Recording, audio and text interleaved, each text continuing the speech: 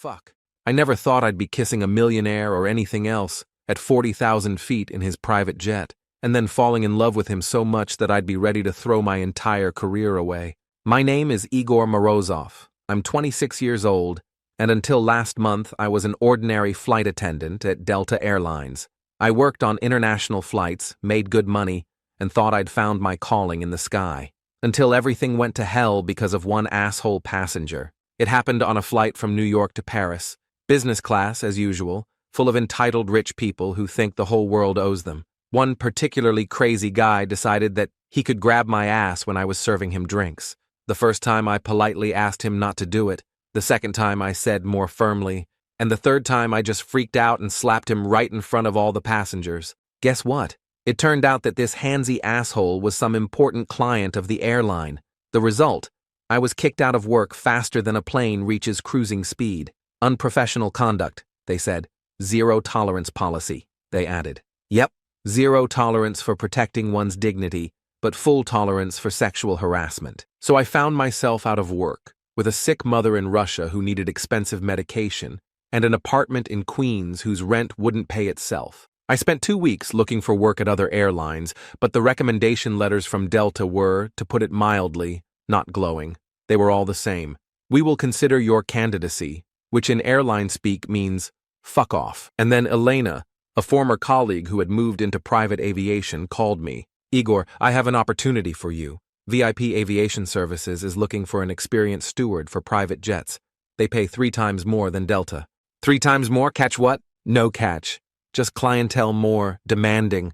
Rich people, their own planes, high expectations. So what, should we serve them caviar instead of peanuts? Something like that. Want to try it? Did I want to?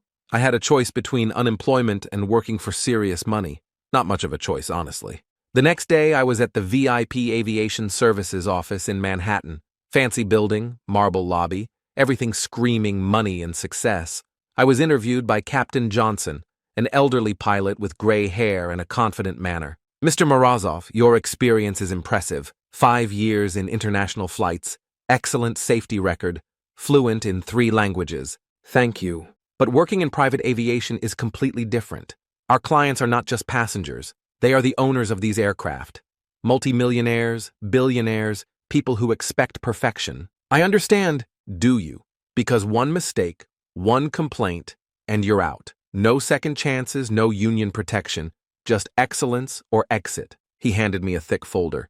This is a dossier on one of our primary clients.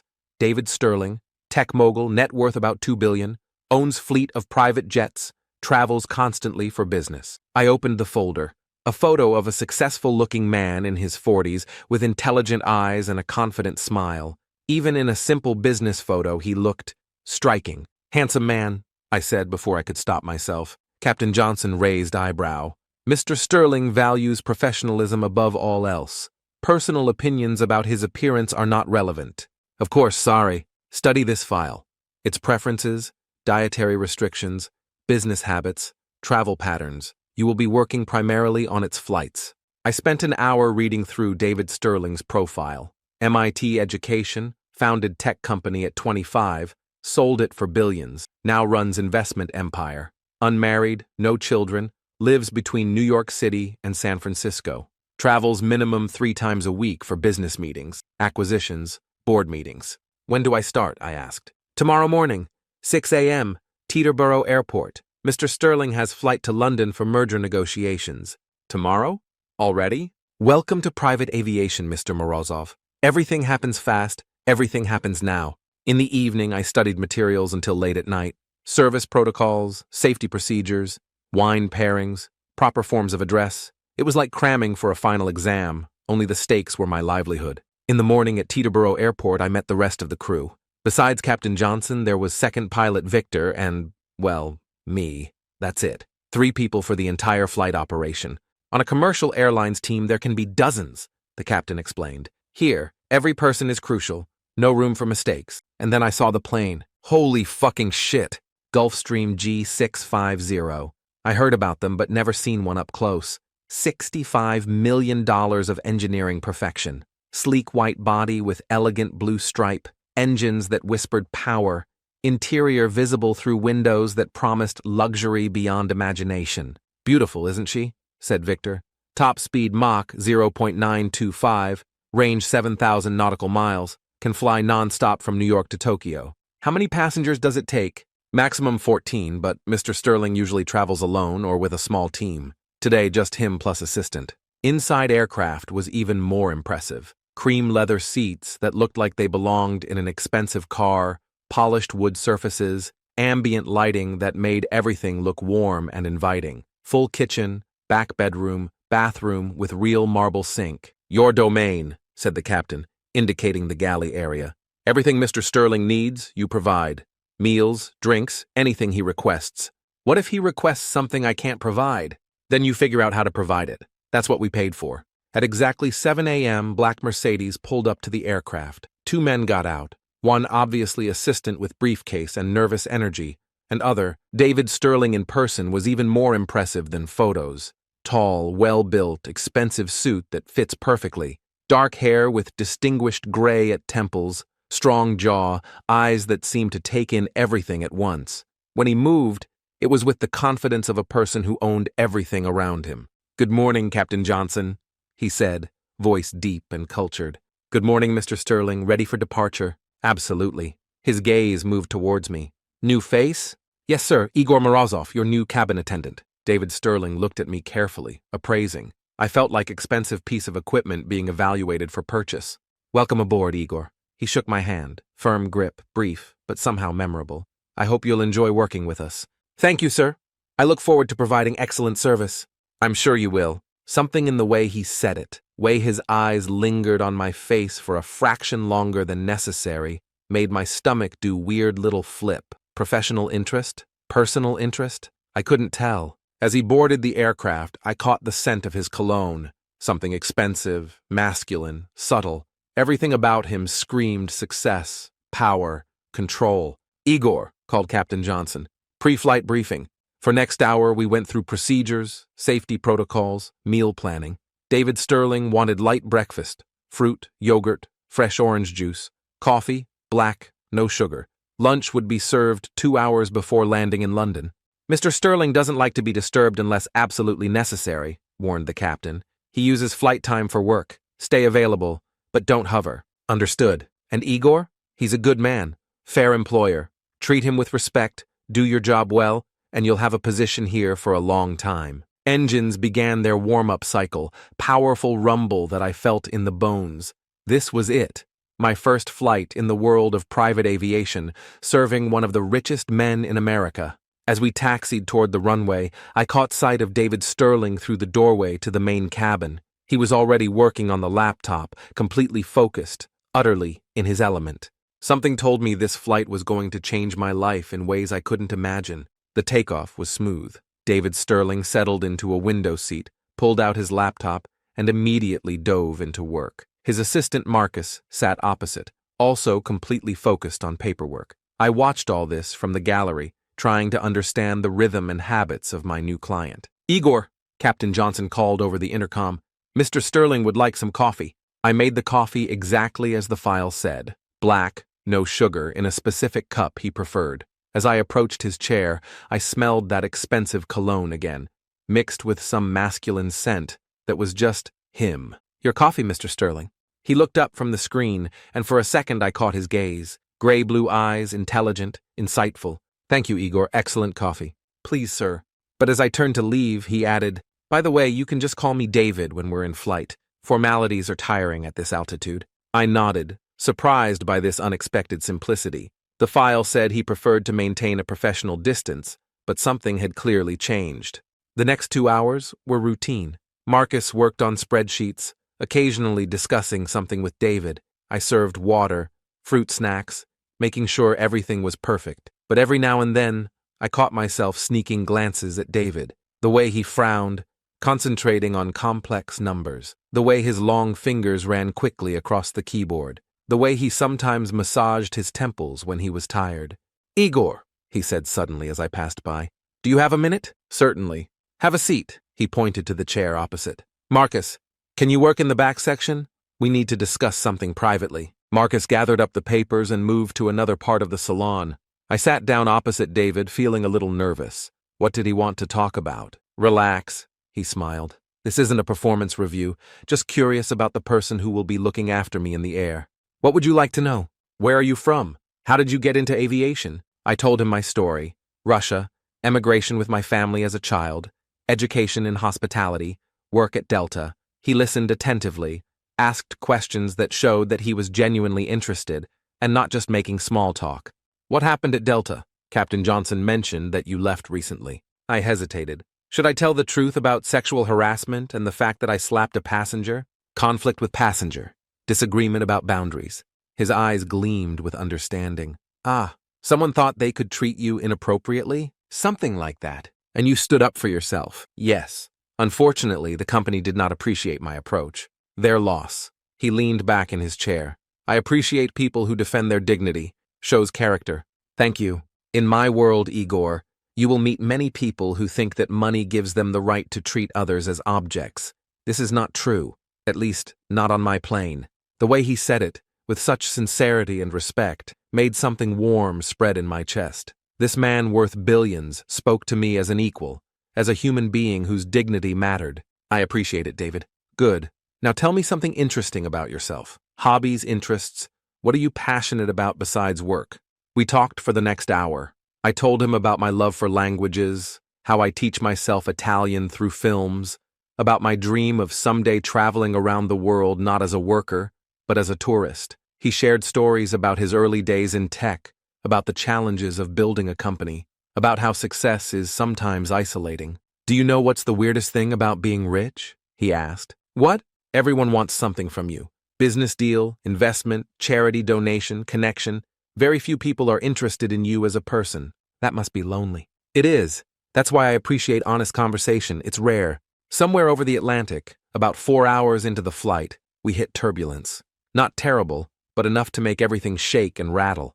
I immediately went into service mode, securing loose items, checking that all passengers were safe. Sorry, announced Captain Johnson over the intercom. We're experiencing some turbulence. Please remain seated with fastened seatbelts. David kept working, apparently unfazed by the shaking. Marcus looked slightly green, but held on. And then something happened that changed everything. The aircraft hit a particularly strong air pocket, a sharp drop that made my stomach jump into my throat. At that moment, David was raising a glass of champagne to his lips, Dom Perignon, which he had ordered to celebrate the successful deal. Turbulence hit, the plane rocked, and champagne splashed right onto his expensive white shirt and dark suit jacket. Shit, he muttered, looking down at the wet fabric. Oh God, I'm so sorry. I immediately jumped up, grabbing napkins. Let me help you. Igor, it's fine. Accidents happen. No, please. It's my fault for not securing the glass properly. Take off your jacket, I'll clean everything. He hesitated for a moment, then took off his jacket. The white shirt was soaked with champagne, clinging to his chest, outlining a muscle definition I hadn't noticed before. You need to take the shirt off, too, I said. The champagne will leave stains if not cleaned immediately. Here, in the salon? There's a private cabin in the back. More privacy, and I have cleaning supplies there. He glanced at Marcus, who was busy with his laptop, earphones in, completely oblivious. Lead the way. We went to the rear cabin, a smaller space with comfortable seating and a fold-out bed for longer flights. I closed the sliding door, giving us privacy. The shirt, I said, feeling a strange flutter in my stomach as I watched him unbutton his shirt. When he pulled the fabric away from his body, I had to suppress audible gasp. David Sterling shirtless was fucking spectacular. Broad shoulders, defined chest with light dusting of dark hair, flat stomach that spoke of regular workouts, not overdone gym body, but natural strength and fitness. Staring not part of the cleaning process, he said quietly, but without irritation. If anything, there was amusement in his voice. Sorry, I focused on the shirt, taking it to the small sink. Professional hazard. I will assess the damage before treating. And your assessment? Damage is significant. My voice came out slightly hoarse. I began working on the shirt with a special cleaning solution, but was hyper-aware of his presence behind me. Small space made everything intimate, charged. I could feel heat radiating from his body, smell his skin mixed with lingering champagne. Igor, I turned around. He was standing closer than expected, close enough that I could see the gold flecks in his gray eyes. Yes? Are you attracted to men? Direct question hit me like physical blow. Nobody had ever asked me that so bluntly. Why do you ask? Because the way you've been looking at me suggests either professional interest taken to extreme or something more personal. My heart was racing. Would it be a problem if I was, not for me, but it would make things complicated. Complicated how? Instead of answering, he stepped closer. Now there was barely space between us. His bare chest inches from my face. I could feel the electric tension crackling in the air. Complicated like this, he whispered, and then his lips were on mine. Kiss was soft at first, exploratory, giving me a chance to pull away. But instead, I found myself responding, opening to him, hands coming up to touch his warm skin. When we broke apart, both breathing hard, he rested forehead against mine. This is insane, he muttered. Completely, I agreed. You work for me. I know. This could destroy everything. I know. And you don't care? Instead of answering, I kissed him again, more aggressively this time. His response was immediate, hands tangling into my hair, body pressing against mine. Afterward, we lay tangled together on the narrow cabin bed, both trying to catch our breath and process what just happened. Well, David finally said, that's new. Good new or bad new? Honestly, I have no fucking idea. I laughed despite the tension. Reassuring. He turned to face me. Igor, I need you to know, this wasn't planned. I don't make habit of seducing employees. I know I don't make habit of seducing employers either. So what do we do now? Before I could answer, intercom cracked to life. Ladies and gentlemen, this is your captain. We're beginning our descent into London Heathrow. Please return to your seats and prepare for landing. Reality crashed back. We were still 40,000 feet in the air, still on his private jet, still in the middle of business trip. We should get dressed, I said. Yes, we should.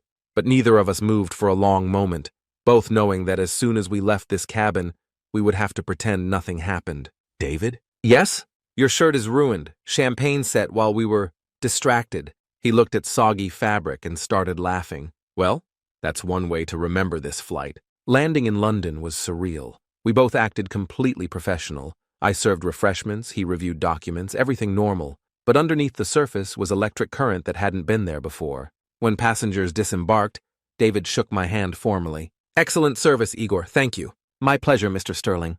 But the way he held my hand just moment too long, way his thumb brushed across my knuckles, told me this was far from over. See you on the return flight, he said quietly. Watching him walk away across London tarmac, I realized my life had just become infinitely more complicated. In London, the team stayed at a hotel near Heathrow Airport, the usual crew accommodation, a modest but clean business hotel where airlines lodge personnel during layovers. David, of course, stayed somewhere in central London, probably in some 5-star luxury palace. I was lying in my little hotel room, staring at the ceiling and trying to process what the fuck had just happened. 12 hours ago, I was just a flight attendant, excited about a new job. Now I was, what? An employee who fucked his billionaire boss? A guy who maybe discovered something new about his sexuality?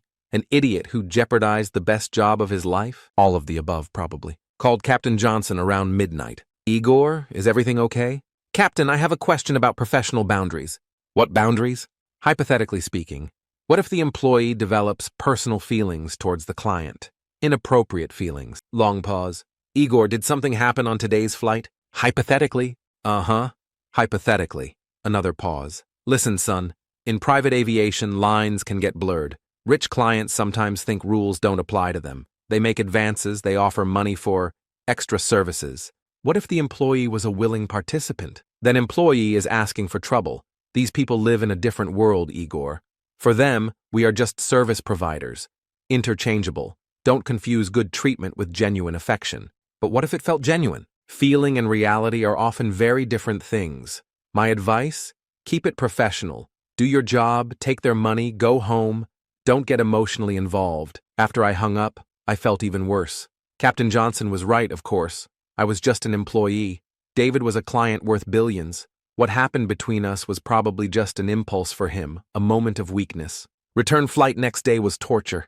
David boarded at 10 a.m., looking perfectly composed in a fresh suit, carrying himself with the same confident authority as always. But when our eyes met, as he said good morning, there was a moment of something. Recognition, awkwardness, regret. Good morning, Mr. Sterling, I said formally. Good morning, Igor. Ready for the return trip? Absolutely, sir. Back to formalities, back to professional distance. Probably for the best. Flight began normally. David settled in his usual seat, opened the laptop, dove into work. I performed my duties efficiently but maintained a careful distance. No lingering conversations, no casual touches when serving drinks, no prolonged eye contact. But the atmosphere was different, charged. Every time I walked past his seat, every time he asked for something, there was underlying tension that didn't exist before, like we were both trying very hard not to think about what happened in the rear cabin. About halfway through the flight, when we were over the Atlantic again, he called me over. "Igor, can you sit for a moment? Is everything all right, sir? Please, just sit." I sat down carefully, maintaining professional posture. "About yesterday," he started. "Sir, if there was any impropriety on my part, stop." He held up hand. "Let me finish. What happened yesterday was unexpected, for both of us." I nodded silently. "I want you to know this wasn't typical behavior for me. I don't usually—" "I understand, sir." "Do you? Because I'm not sure I do." He leaned forward slightly. "Igor, I can't stop thinking about it." My heart started beating faster. "Sir, I know it's complicated. I know there are professional implications, but I need to know, was it real for you? Or just moment of weakness?" I stared at him. This powerful, successful man was asking me if our encounter meant something. Real vulnerability in his eyes. "It was real," I said quietly. Relief flashed across his face. "Good, because I was worried I had misread signals." "You didn't misread anything. So where does that leave us?" "I don't know." "Neither do I, but Igor, I want to see you again. Outside work context. That could be problematic. Everything worthwhile is problematic." Before I could respond, Marcus appeared from front cabin. "David, sorry to interrupt, but London called. Deal fell through. They want conference call in 30 minutes. Professional mask immediately dropped back into place. "Of course. Igor, could you make sure the coffee station is fully stocked? This might be a long call." "Absolutely, sir." Remainder of flight passed in business focus. David spent hours on phone calls. Marcus took notes. I stayed busy in the background. But occasionally I caught David watching me, a thoughtful expression on his face. The next few weeks established pattern. Every few days there would be another flight. Paris, Dubai, Tokyo, Los Angeles. Each trip we maintained careful professional boundary, but the underlying attraction never went away. Gradually, though, conversations became more personal again. During longer flights, when Marcus was asleep or working separately, David would invite me to sit, to talk. He told me about his early struggles building company, about loneliness of success, about feeling disconnected from real relationships. "Money changes everything," he said during flight to Singapore. "People see dollar signs before they see person. Makes it hard to trust genuine connections. But surely you have friends, family, colleagues, business associates, people who want something from me." He paused. "Not many real friends. That's sad. It is what it is. Part of the price of success." I found myself sharing more too. About my family in Russia, about financial pressures, about dreams I had before reality set in. "Your mother, how is her treatment going?" he asked during flight to Frankfurt. "Better, thanks. New medications are helping, but they're expensive." "How expensive?" "You don't want to know. Russian healthcare system is complicated. Try me." I told him about thousands of dollars needed for specialized treatments, about black market medications, about bribes required to get proper care. "That's absurd," he said. "No one should have to choose between family health and financial survival. Welcome to the real world for the most people." He was quiet for a long time after that. Week later, during layover in Frankfurt, I got call from my mother. "Igor, a miracle happened. Doctor said someone anonymous paid for the entire treatment course, all medications, all procedures, everything covered." My blood went cold. "What? Who?" "They won't say. Just mysterious benefactor who heard about case through medical contacts." After landing in New York, I confronted David privately. "You paid for my mother's medical bills." He didn't deny it. "Problem?" "David, that's probably $50,000 or more." So? "So I can't accept charity." "It's not charity. Consider it employee health benefit." "Bullshit. It's personal, and you know it." He didn't step closer. "Yes, it's personal. Because you're important to me, Igor. Your happiness matters to me." "Why?" "Because somewhere between that first flight and now, I started caring about you. Really caring." "Caring how?" Instead of answering with words, he kissed me, right there in the empty hangar, with his jet behind us and the New York skyline in the distance. "Like that," he whispered against my lips. "David, I know it's complicated. I know there are professional concerns. But Igor, I haven't felt this way about anyone in a very long time. What are you saying? I'm saying maybe we should stop pretending this is just a job. Maybe we should see what this could become. And how do we do that? Carefully, discreetly, but honestly, looking into his eyes, seeing emotion there, I realized Captain Johnson was wrong. This wasn't rich client playing with service provider. This was two people who had found unexpected connection in unlikely circumstances. Okay, I said. Let's see what this becomes. He smiled. Real, warm smile that transformed his entire face.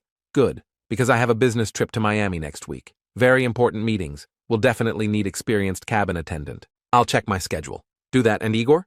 Yes. Pack something nice for evening, after work hours. Driving home that night, I realized my life was about to become even more complicated. But for the first time in months, I was excited about the complications. Some risks I was learning were worth taking. The Miami trip was supposed to be a routine business flight. David was flying to an important merger meeting with a tech startup, planned to spend 2 days there, and return to New York by the weekend. The usual scheme: we arrive, the crew stays at the airport hotel, David leaves for the city center, we meet for the return flight. But Marcus, usually so organized and detail-oriented, made a mistake. Igor, said Captain Johnson when we landed at Miami International, change of plans. Accommodation booking got mixed up. You're staying in the same hotel as Mr. Sterling. What? How did this happen? Marcus apparently booked crew rooms at the Four Seasons instead of the airport hotel. By the time error was discovered, all airport hotels booked solid, some medical conference in town. I felt a panic rise in my chest. Captain, I can't stay in the same hotel as client. This is completely inappropriate. I know it's unusual, but what choice do we have? Mr. Sterling's meetings start early tomorrow morning. We can't waste time searching for alternative accommodation. What did Mr. Sterling say? He said he doesn't mind as long as professional boundaries maintained. Separate floors, separate schedules. You have evening free, just be ready for departure Thursday afternoon. Arriving at the Four Seasons, I realized that this was a mistake of epic proportions. The hotel was not just luxury, it was a temple of wealth. Marble lobby, crystal chandeliers, staff in designer uniforms, the kind of place where the presidential suites cost more than I make in a month. Mr. Morozov, said the reception manager, you're in room 1247. Mr. Sterling's suite is on the penthouse level. Separate elevator access, complete privacy. Thank you. In the elevator, rising to the 12th floor, I tried to calm my nerves. Professional boundaries, as the captain said. I would stay in my room, order room service, maybe explore Miami Beach during free time. Absolutely no contact with David unless absolutely necessary. The room turned out to be stunning. Ocean view, king-size bed, marble bathroom with deep soaking tub. Definitely not crew accommodation I was used to. I took a shower, changed into casual clothes, and decided to explore the hotel amenities. The hotel was a massive complex. Multiple restaurants, spa, beach access, and incredible rooftop pool area. At 8 p.m., I made my way to the pool deck, thinking maybe a swim would help me relax. Pool area was like something from Architectural Magazine.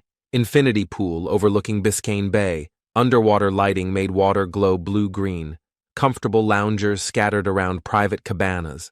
And at that hour, completely empty. I dove into warm water, feeling tension leave my muscles as I swam laps. Physical activity helped clear my head, made complicated situation feel more manageable. After 20 minutes, I floated on my back, looking up at the Miami skyline, feeling almost peaceful. That's when I heard a splash behind me. I turned around and my heart nearly stopped. David Sterling was pulling himself out of the pool at the opposite end, water streaming down his body. He was wearing only black swim shorts, and in the underwater lighting, he looked like some kind of fantasy. Broad shoulders, defined chest, water droplets catching light on his skin. Igor? He seemed as surprised as I was. What are you doing here? Swimming, I said stupidly, then found my voice. Sorry, I didn't know you were here. I can leave. Don't be ridiculous. Pool is big enough for both of us. He swam across to where I was treading water. Up close, in dim pool lighting, he looked younger, more relaxed than I'd ever seen him. Are business meetings finished early? I asked. Canceled, actually. Startup founders got cold feet about merger. Wasted trip. I'm sorry. I'm not. Gives me a chance to relax for once. He gestured around the pool area. Besides, when's the last time I had a beautiful pool all to myself? All to yourself? Well, almost everyone to myself, he corrected with a small smile. We floated there in comfortable silence for a few minutes. Warm Miami air around us, city lights reflecting in the water. It was surreal. Billionaire and his employee sharing late-night swim like equals. Igor, David said eventually. Yes? I'm glad booking got mixed up. Are you? Yes, because in all these months of flights together, I've never seen you just relax. You're always in service mode, always professional. Nice to see you as just yourself. Is this just myself? Isn't it? I'm considering the question. Here, in the warm water under the starry sky, away from the airplane cabin and work responsibilities, I did feel different. More like person, less like employee. Maybe, I agreed. Tell me something, he said, swimming closer. Outside work, outside family obligations, outside all responsibilities. What makes you happy? What kind of question is that? Simple one. What makes Igor Morozov happy? I thought about it. Honestly, I don't remember the last time I thought about my own happiness. Always focused on survival, on providing for family, on doing job well. That's sad. That's life. Doesn't have to be. He was close enough now that I could see water droplets on his eyelashes. What if you could do anything? Be anywhere. Money no object. Travel, I said without hesitation. See places as tourist, not worker. Experience different cultures, languages, foods. Not rushing through airports, but actually exploring. Where would you go first? Italy. I've been learning Italian, but never been there. Want to walk through Roma, eat real pasta in a small trattoria, maybe take art classes in Tuscany. What's stopping you? Reality, money, responsibilities. Those are just obstacles, not permanent barriers. Easy for you to say you have private jet. I do, and I travel constantly, but always for business, always with an agenda. When's the last time I took vacation just for pleasure? He paused. I can't remember. Money doesn't buy happiness? Money buys options. But sometimes having too many options makes it harder to choose anything meaningful. We swam to the edge of the pool, leaning against warm concrete. Physical closeness in water felt natural, intimate without being sexual. Just two men sharing honest conversation. Igor, he said quietly. Yes? What happened between us on the airplane? I haven't been able to stop thinking about it. My pulse quickened. David, I know we said we'd be careful, discreet, but being here, away from work context, I can't pretend I don't feel something real for you. What kind of something? Something I haven't felt in a very long time. Maybe ever. He moved closer into the water until we were facing each other, barely arm's length apart. Is that frightening for you? I asked. Terrifying. Because it makes me want to do things that could complicate everything. What kind of things? Things like this. He reached out, cupped my face gently, and kissed me. Unlike an airplane, it was slow, tender, deliberate. No urgency, no desperation. Just genuine affection expressed through soft contact of lips, warm water around us, Miami breeze on our skin. When we are separated, both breathing carefully, he rested forehead against mine. I want you, Igor, not as employee, not as service provider, as person, as equal. What does that mean? It means I want to take you to Italy. Real vacation, no work agenda. Just us exploring the places you've dreamed about. My heart was racing. That's crazy. Is it? I have money, you have passport. What's crazy about two adults choosing to spend time together? The fact that one of those adults is a billionaire and the other is his employee? So stop being my employee. What? Work for yourself. Start travel company. Use my connections. Let me be the first client. Take people on real adventures, not just transport them point A to point B. I stared at him in disbelief. You're serious. Dead serious. Igor, you have gift for hospitality, for making people feel cared for. Why waste that on private aviation when you could create something bigger? Because that's an insane business proposal. Best business proposals usually are.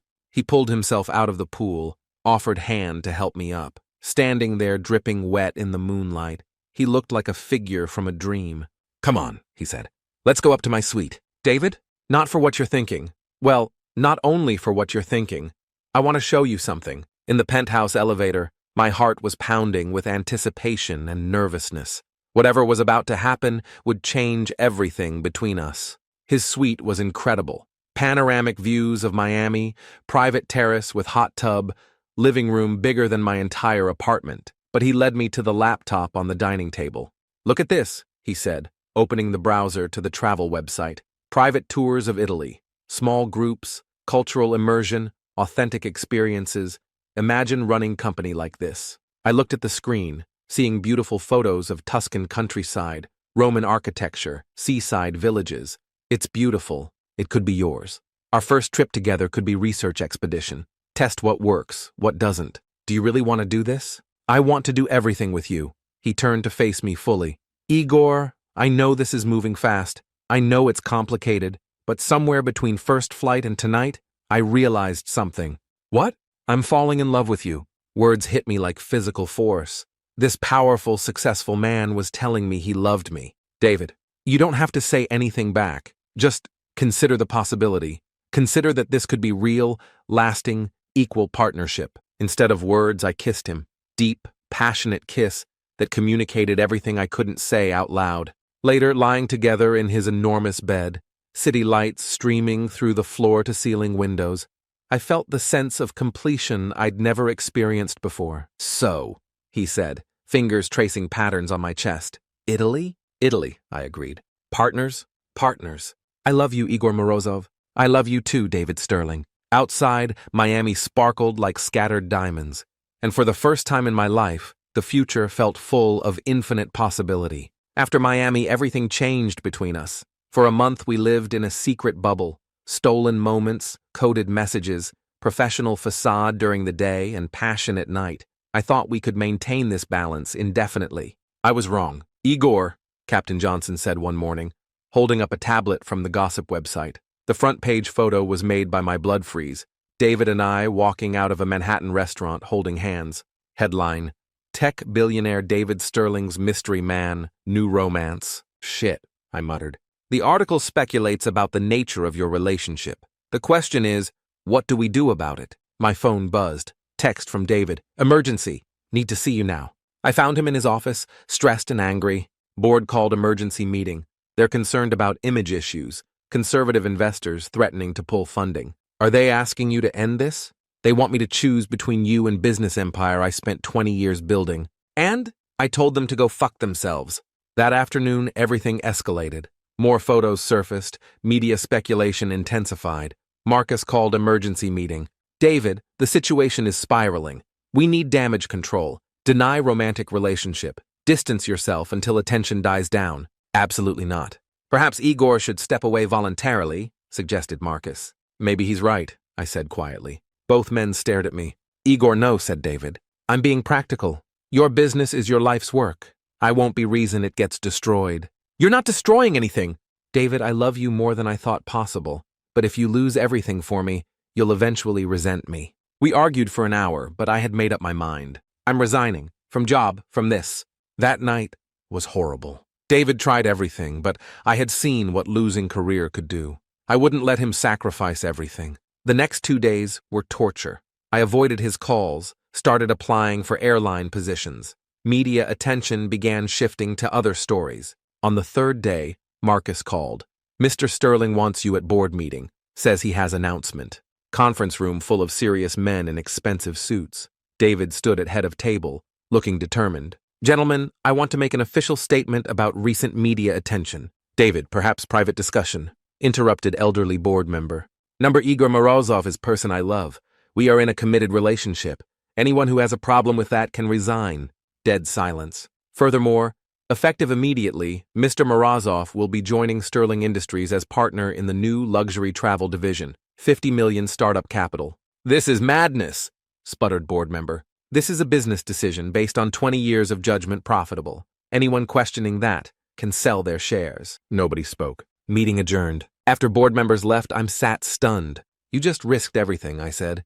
Number, I refuse to compromise on what matters most. Companies come and go, but finding the person you love, that's once in a lifetime. And if business fails, then we start another. Together. He smiled. Besides, I already booked us 2 weeks in Italy.